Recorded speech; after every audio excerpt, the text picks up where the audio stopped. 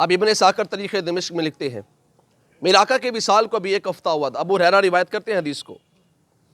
ابھی 1 ہفتہ ہوا تھا حضور کے وصال کو. صحابہ حضور کے غم میں مسجد میں بیٹھے ہیں, حضور کی باتیں یاد کر رہے تھے, حضور کے ساتھ بیتا ہوا وقت یاد کر رہے تھے. اچانک نظر پڑی دور سے ایک شخص اپنی سواری دراتا ہوا مسجد کی طرف آ رہا ہے. صحابہ میں تجسس ہوا, آنے والا آخر ہے کون. خیر وہ آیا, اسے سواری کو مسجد نبی کے باہر باندھا, مسجد میں داخل ہوا اور بلند آواز سے کہتا ہے السلام علیکم ورحمۃ اللہ وبرکاتہ, حل فیکم محمد رسول اللہ. اس نے سلام کہا اور کہنے لگا کیا تم میں اللہ کے رسول محمد ہیں؟ اب جب حضور کا ذکر آیا تو صحابہ میں تجسس بڑھ گیا, بھائی حضور کو تو گزرے 1 ہفتہ ہو گیا, یہ آنے والا آخر ہے کون جس کو یہ نہیں پتا کہ حضور تو دنیا میں نہیں رہے.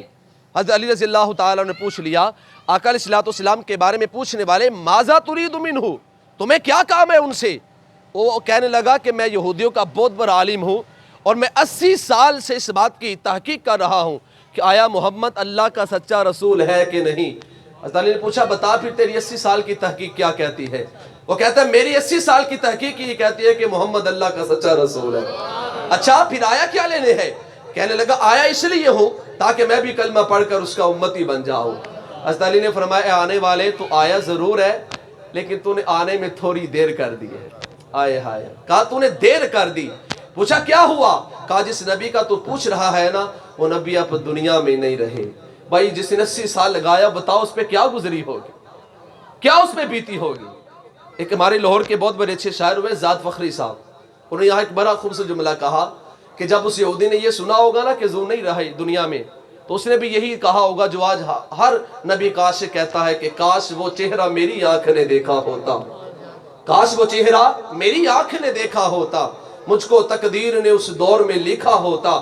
باتیں سنتا میں کبھی پوچھتا مانا ان کے, آپ کے سامنے اصحاب میں بیٹھا ہوتا. ہر سیاہ رات میں سورج ہیں حدیثیں ان کی, وہ نہ آتے تو زمانے میں اندھیرا ہوتا. اور فخری جب مسجد نبوی میں اذانیں ہوتی, میں مدینے سے گزرتا ہوا ایک جونکا ہوتا. تیرے ہوتے جنم لیا ہوتا تو کیا ہوتا. اور مجنوں ہوا بدنام تو لیلا کو دل دے کر, مجنوں ہوا بدنام تو لیلا کو دل دے کر, گر تجھے دل دیا ہوتا تو کیا ہوتا. تیرے ہوتے جنم لیا ہوتا تو کیا ہوتا.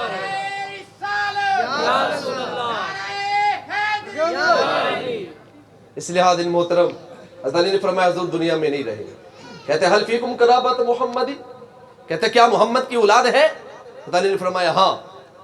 ابو ہریرہ فرماتے ہیں کہ حضرت علی نے اس آنے والے کو حضرت فاطمہ کے پاس بھیج دیا. آئی ملاقات ہوئی, کہنے لگا بیٹا اپنے باپ کی کوئی نشانی تو دکھاؤ.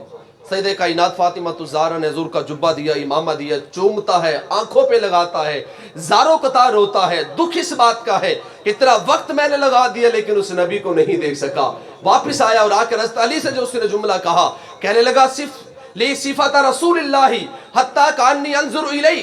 کہتے علی اس نبی کے اوصاف, اس نبی کا حسن, اس نبی کی واللیل کی زلفیں میرے سامنے ایسے بیان کرو مجھے یوں لگے میں اپنی آنکھوں کے سامنے دیکھ رہا ہوں. اب ابو ہریرہ فرماتے جب حضور کی بات آئی نا تو علی نے بھی زاروں قطار رونا شروع کر دیا. کیوں؟ کیونکہ حضور کے ساتھ وہ بیتا ہوا وقت یاد آ گیا.